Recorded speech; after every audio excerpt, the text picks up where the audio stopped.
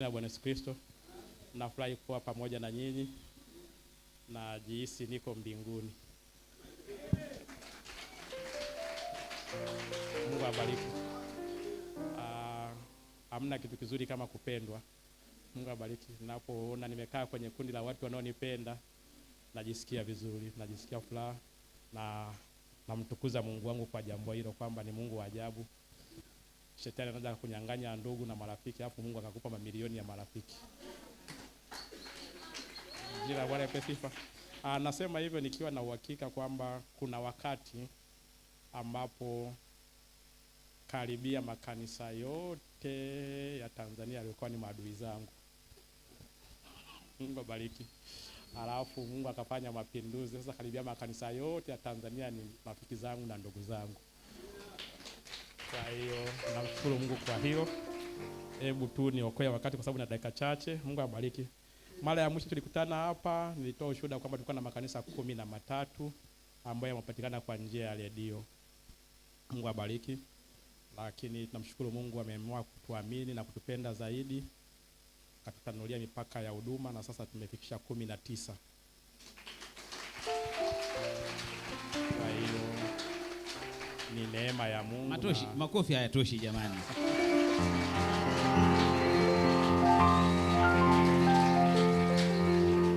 Kwa hiyo tunamshukuru. Hawa wadada huku si wa mjini, hawa mjini hawajawahi kupiga vigeregere. Sijasikia hata kimo.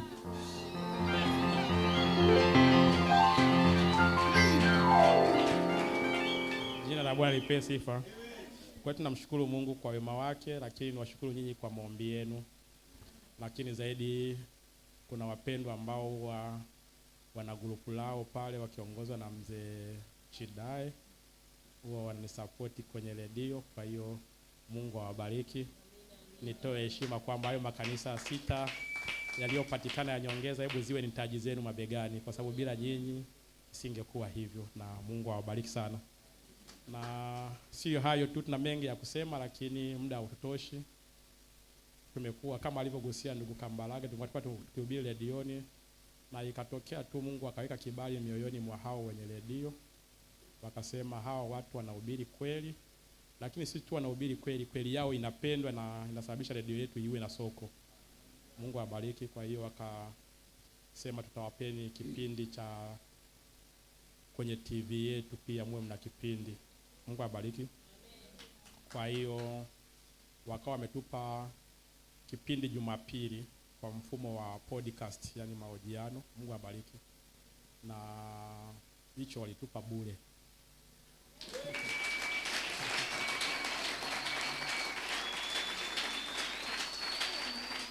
Ni leo tu akikuruka kwa sababu kina mtindo wa kuruka kwa live na nilikuwepo huko, kwa hiyo leo akikuwepo hewani. Lakini pia tukatoa kipindi kingine tena. Sasa hivi saa ngapi? Hizo ya kwangu. Bado. Saa 11:30 kuna kipindi kinaendelea cha Injili ambacho huwa wanakuja kurekodi kanisani alafu wanaenda kukicheza.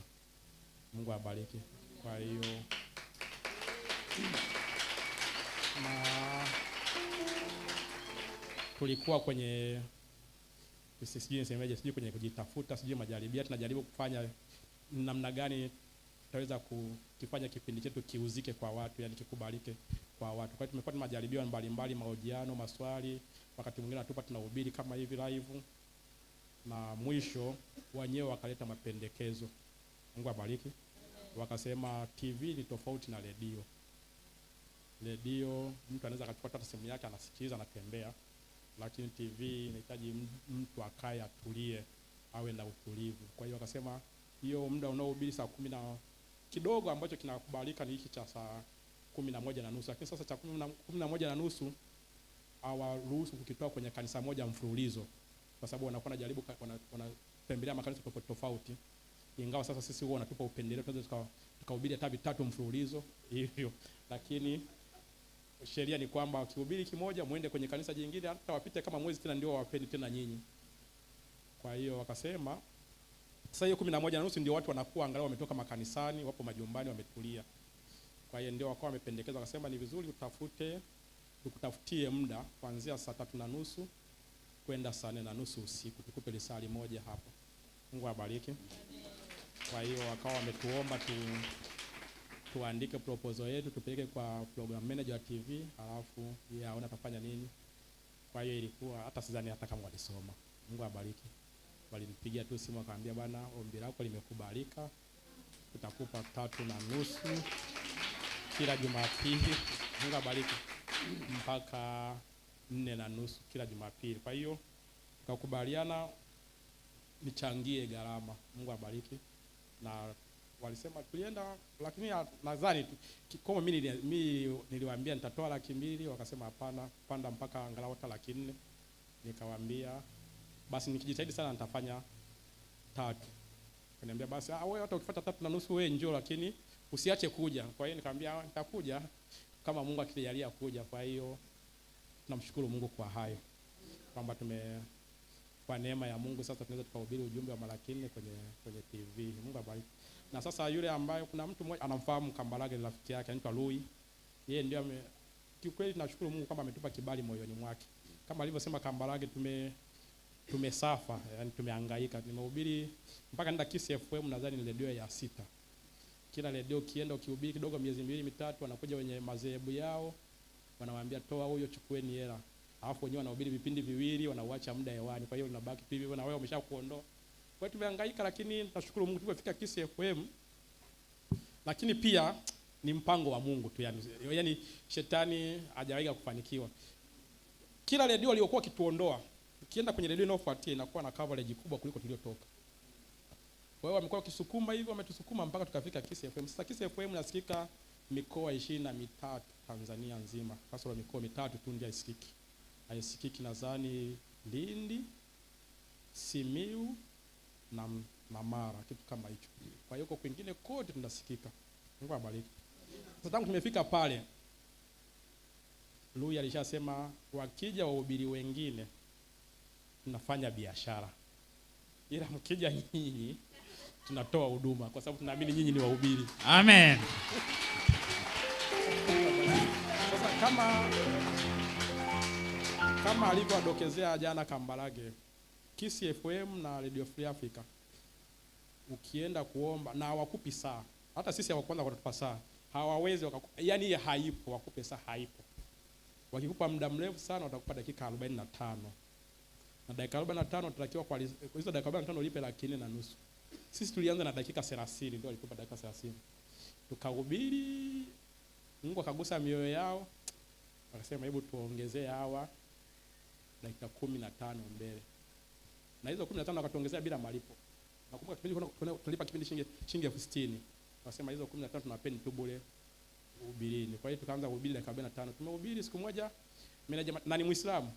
Meneja matangazo dada mmoja akisema akafika paka akatusikiliza. Alafu mimi nilikuwa simuoni, Debe ndiye alikuwa anamuona. Mimi nilikuwa nimemtega mgongo, amefungua mlango huko kwa nyuma yangu, anasikiza kwa nyuma yangu, mimi simuoni. Debe alikuwa amekaa upande wangu hivi, ndiye alikuwa anamuona. Mimi nilikuwa simuoni. Kwa hiyo mimi nikahubiri, nimemaliza. Nilivyoondoka akamwambia Lui, akamwambia waongezea dakika 15, naamini 30 haziwatoshi. Kwa hiyo tukawa na 45. Sasa muujiza ni huu. Tulipopata 43 tumehubiri kama miezi 3. Nikawaendea tena nikapata mtu mmoja akataka nifadhili. Nikawaendea nikawaambia naomba mnifanyie saa zima. Tukawaomba tuwape 250,000 kwa saa zima. Wakagoma, wakasema kwanza tumeshavunja sera za chombo chetu. Huwa ni dakika 45 30 mwisho. Wewe tumeshakuwa 45, alafu unataka tukuongezee saa zima, haiwezekani. Mwisho wakasema tutakupa saa zima ila ulipe 1,000,000. Nikamwambia 1,000,000 siwezi. Wakasema basi bei ya mwisho kwenye saa zima tutakutaka 800,000. Kwa hiyo nikashindwa, nikaondoka. Sasa wiki iliyofuatia, Mungu abariki, wakanipigia simu tena, wakaniambia tena, aliyepiga simu ni Lui, akaniambia manager kasema Amen, tunakupa saa zima ila uongezee hela kidogo. Sasa nikafikia hela kidogo hapo, na Mungu wangu ni ngapi? Sasa nikamwambia kidogo hizo naongezea ngapi Lui? Anambia hata ukiongeza 30,000 20.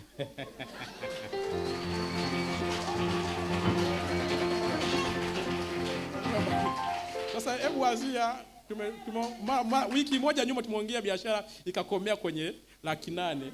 Mungu abariki. Alafu leo anakuambia unalipaga 60 ongezea tu hata 20. Wewe tunajua ni mhubiri tu na hautafuti hela, wewe tu ni unajaribu tu kuhubiria watu injili. Kwa hiyo tumelipa hizo 80 mpaka juzi.